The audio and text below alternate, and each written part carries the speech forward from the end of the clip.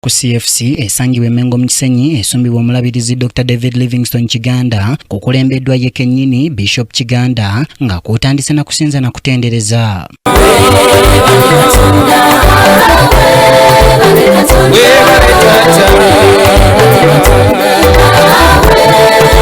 Omulabirizi Kiganda abuulidde ku miganyulo egiri mu kuba ne Katonda ku luuyi lwo n'ekyo kitwala kyokka n'ategeeza nti omuntu yenna atannassa Katonda ku luuyi lwe alina okusooka ategeera amakulu gaakyo. Okubeera ku sayidi yo era n'ekyo kitwala kubanga ekyo nakyo kikulu okutegeera kitwala ki. What is the price? Muwendo ki gwe nsasula? Nkola ntya Katonda okubeera ku sayidi yange naye nga tonnafuba muteeka ku sayidi yo. Weetaaga kusooka kutegeera obukulu bwa Katonda okubeera ku sayidi yo, kubanga ekintu kyotategedde makulu gaakyo tosobola kukiyaayaanira, tosobola kufuba kifuuka, tosobola kufuba kibeera, tosobola kukiprotectinga ng'okifunye, tosobola kusasula kyekitwala. Sajja wa Katonda ategeezezza nti kikulu nnyo okuba ne Katonda ku luuyi lwo nti kubanga n'ensi ne bwekukyukira etya bwe weekwata ku Katonda oba muwanguzi. Ensi yonna ne bwebanga esazeewo obutabeera ku sayidi yo naye ye Katonda nga yali ku sayidi yo obeera oyina majority. Ng'asinziira mu Zabbuli 118:6 agamba nti Katonda bw'aba ku luuyi lwo omwana w'omuntu mpaawo kabi kayinza kukukola, ng'ebigambo ebyo abisibiridde abayita mu kusoomoozebwa okw'engeri ezitali zimu. Ngamba gwe alina byatya ebyo ebikutiisa bikumalamu omutima ebikulwaza stress biri connected ku bantu oba biva wa Katonda. Ngamba ebikweraliikiriza ebikutiisa byojjukira n'otya ebikutyemula omutima ebikuteekako stress biri connected ku bantu oba Katonda. Bweba nga biri connected ku bantu olwo olunyiriri lulwo lubuuza ekibuuzo, Mukama banga ddala ali ku luuyi lwange? Ekisooka mu byonna mba siritya. N'abuuza ekibuuzo nti kati abantu buuza yakune nti ababakutiisatiisa nabo bantu.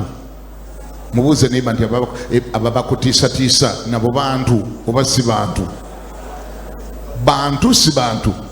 Bwe baba bantu be babuuza, oli abuuza nti kati abantu bayinza kunkola ki?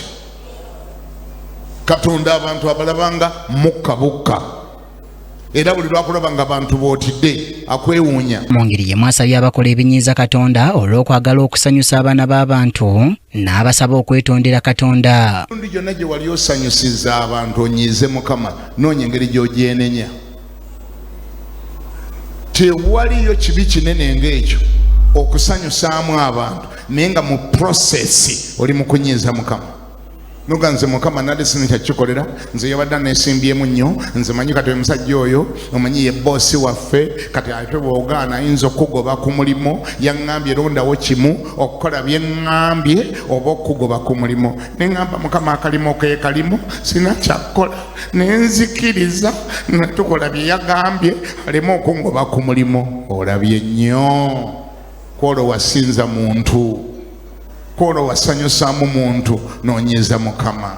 N'abasaba okusoosowazanga Katonda okusinga abaana b'abantu. Katonda yeezira abantu abamulinamu obwesige. Katonda yeezira abantu abamulinamu confidence. Katonda yeezira abantu abamwekutteko ne baganze Mukama ekyo nkiganye ku lulwo, sijja kwonoona, sijja kusobya, ngezeeko okusanyusa omuntu obuntu ate nga gweno bwenkunyiiza ekijja kijje kasita kintuuseeko ku lulwo. Ayi Mukama. Mu bulamu abasabye okukalubangako olw'obulungi bwabwe kuba akyagala nnyo, n'abasaba bulijjo okusabiranga bakadde baabwe mu ddiini.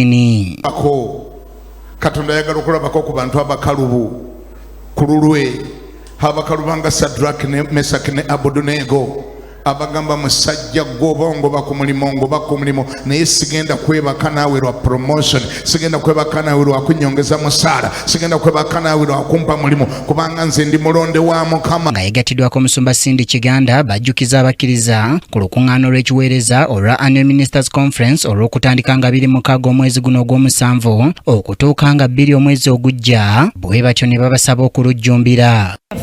Conference is on Sunday. Conference etandika ku Sunday. It is you and me, the hosts. Gwe nange May we emulate and celebrate Jesus. Tujaguze Yesu. The long-awaited conference Conference etubadde tulindiridde. is starting this Sunday. Etandika Sunday no. We have only this week Tulina weekend to do the final touches, okola byonna to prepare ourselves. okweteekateeka. Firstly, prepare your spirit. Weteeketeeke mu Prepare your mwoyo. mind. Teekateeka Prepare endowooza your yo. soul. Teekateeka omwoyo Be gwo. part of the conference. Wenyigire mu Be conference. expectant. Beera Be here ng'osuubira. every day. Beera wano buli lunaku. Invite as many as possible. Atooyanirize bantu Do nnyo. not come alone. Tojja wekka. Kabagahe Mary Rose yakusakidde gwire ino ku KTV Amalindire.